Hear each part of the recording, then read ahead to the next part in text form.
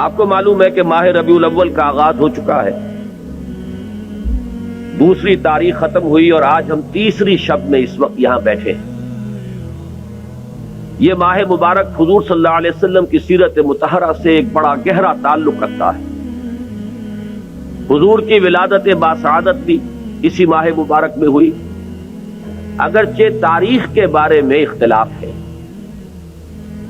حضور کا انتقال بھی اس ماہ مبارک میں ہوا، اور وہ متفق علیہ تاریخ ہے 12 ربیع الاول اصل میں حضور کا یوم وفات ہے، اور اکثر محققین کی رائے یہ ہے کہ آپ کا یوم ولادت جو ہے وہ 9 ربیع الاول ہے۔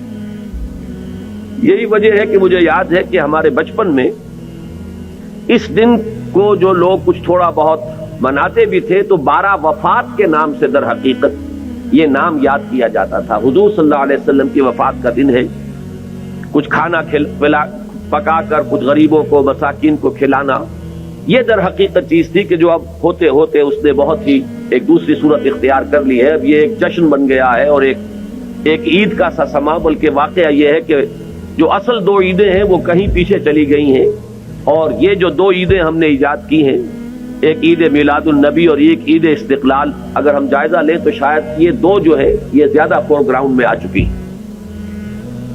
لیکن یہ کہ جہاں تک آپ کی ولادت اور آپ کے وفات کا اس ماہ مبارک میں ہونا ہے وہ ثابت ہے۔ مزید برآں حضور کا ورود مدینہ منورہ میں بھی ماہ ربیع الاول میں ہوا ہے۔ اس پہلو سے اگر اس ماہ مبارک میں ہم سیرت النبی کے متعلق کا ایک خاص موضوع رکھیں، کسی تاریخ کے تعین کے بغیر اس مہینے کی مناسبت سے سیرت مطہرہ پر گفتگویں ہوں، غور و فکر ہو، اور اس میں بھی عملی پہلو سامنے ہو، اتباع کا جذبہ ہو، سمجھنا سمجھانا اس لیے ہو کہ اس پر عمل کرنا ہے، تو یقیناً یہ چیز ہمارے لیے بہت مفید ہوگی اور ہمارے بہت سے امراض کا شاید اس سے مداوع ہو سکے۔ یاخذون بسنتہ ویقتدون بامرہ ثم انہا تخلف من بعدہم خلوف۔ پھر ہمیشہ یہ ہوتا، ہر نبی کا جاننے والوں میں، پہچاننے والوں میں، ماننے والوں میں ہوا ہے، امت محمد بھی مستثنیٰ نہیں ہے۔ یقولون ما لا یفعلون ویفعلون ما لا یؤمرون۔ یہاں نوٹ کیجئے کہ وہ کہتے وہ تھے جو کرتے نہیں تھے، اور کرتے وہ تھے جس کا حکم نہیں۔ عید میلاد النبی کیا حضور کا حکم ہے؟ کیا اس کا کوئی ثبوت صحابہ سے ہے؟ کیا ہم صحابہ کے مقابلے میں حضور سے زیادہ محبت کرتے ہیں؟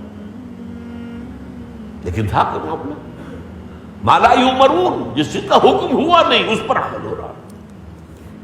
یہ ہے در حقیقت رسم پرستی، اور رسم کے اندر پھر اضافہ ہوتے چلا جاتا، اس پر ردے پر چڑھتے چلے جانا جو ہے، یہ دوسرا سبب ہے۔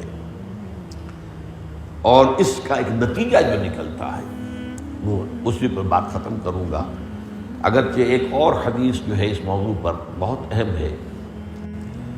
نتیجہ کیا نکلتا ہے؟ جہاں بدعت آئے گی سنت رخصت ہو جائے گی۔ اب نماز جنازہ کی وہ اہمیت نہیں ہوگی، نہ نماز جنازہ یاد کرنی ہے، نہ دعا یاد کرنی ہے، کچھ پتہ نہیں، جا کے کھڑے ہو گئے ہیں، وضو بھی ہے کہ نہیں ہے، لیکن قرآن خوانی میں تو جانا ہی جانا۔ یہ کیوں ہوتا ہے؟ ورنہ یہ کہ نماز کی اہمیت ہوتی، نماز جنازہ کی، آپ اگرچہ عربی نہیں آتی لیکن ترجمہ تو اس دعا کا یاد کر لینا کوئی مشکل کام نہیں ہے، تاکہ کھڑے ہوں دل سے دعا مانگے۔ تو جہاں بدعت آئے گی وہاں سنت جو ہے اس کی حیثیت کم ہو جائے گی، اس کا استخفاف ہوگا یا غائب ہو جائے گا۔